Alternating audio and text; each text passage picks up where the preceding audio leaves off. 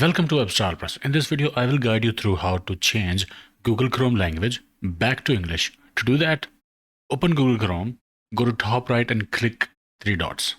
Click Settings. From the left side, click on Language icon. So here, as you can see, we see German. We want English language. So if English is not in this list, you can add English language from here. So click at this icon to add language if it's not in the list. Search language here, type English, you can select the language and press this blue button. In front of your preferred language, press three dots, check this box, and also make sure here it should be English as well. Translate into this language, English. And after you relaunch Google Chrome will be back to English language. Okay, I hope it helped.